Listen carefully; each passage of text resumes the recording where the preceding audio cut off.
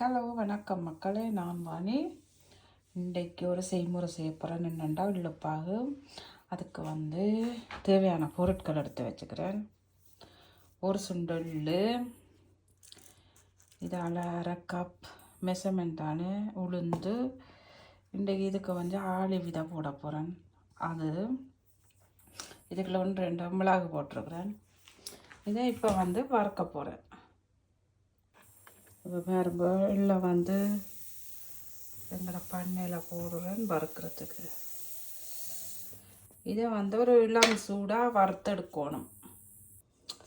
பாருங்க, இப்போ வறுக்கிறேன்.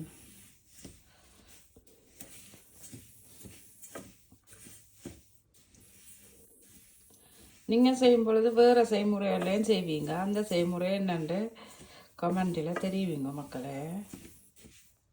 அதோட நைட்டு பாதாம் பருப்பு ஊற வச்சுட்டு விடிய ஒழும்பி எல்லாம் தோல் நீக்கி வச்சுருக்கிறேன். இது பவுடர் ஆக்க போகிறேன். ஏனெண்டா பாலுக்க போட்டு குடித்தா உடம்புக்கு சத்தாம். அடுத்தது உளுந்து வறுக்கிறேன்.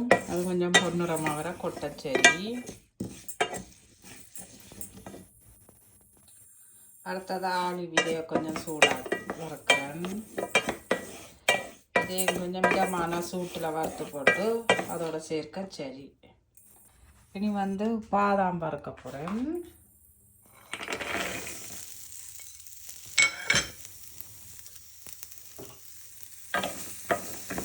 இதில் இதை ஊற வச்சது. அப்போ கொஞ்சம் தண்ணி பதமாக இருக்கும். தண்ணி பதம் போகுந்தோடனே வறுத்தெடுக்கணும்.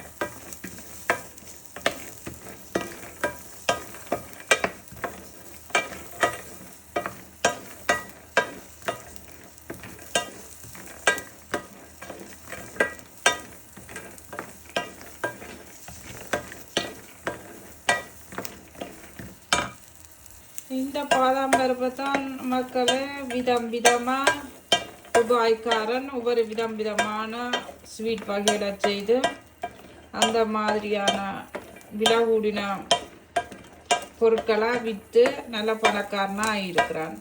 அவ்வளோத்துக்கு டிமாண்டு இந்த பாதாம் பருப்புக்கு. மக்களை நீங்களும் வாங்கி வறுத்து இப்படி என்னென்ன பிரயோசனமாக இருக்குமோ செய்து ஊட்டச்சத்துக்களை உடம்புக்கு செல்லுங்கோ. இங்கண்டா பாதாம் வறுத்தெடுத்தாச்சு. இதுக்கு கொஞ்சம் பிஸ்தாஸ் எடுத்துருக்குறேன். அப்போ இந்த 2 கிழவையும் கலந்து தான் அரைக்க போகிறேன். நம்ம இதுக்கு உளுந்து போட்டுட்டேன் மக்களே. எள்ளு போட்டிருக்கிறேன், அரைக்க போகிறேன். இப்போ எள்ளுப்பாகு கலவைக்கு மக்களே நான் சீனிக்கு பதிலாக பேரிச்சம்பழம் போட்டு அரைக்கிறேன். பாருங்க, அரைச்சி முடிஞ்சோடனே இப்படி எண்ணெய் எல்லாம் திரண்டு இப்போ வந்திருக்கண்டு. இனி இதை கிளறி கொட்டி போட்டு உருண்டையாக பிடிக்க போகிறேன். ஓகே மக்களே, பார்த்தீங்களா, ஒரு சுண்டலும் ஒரு 50 கிராம் உளுந்தும் 20 கிராம் ஆளி விதைக்கும் 7 உருண்டை தான் வந்தது. ஸோ மக்களை, இந்த காணொலி பிடிச்சிருந்தால் லைக் பண்ணுங்கள், ஷேர் பண்ணுங்கள், சப்ஸ்கிரைப் பண்ணுங்கள்.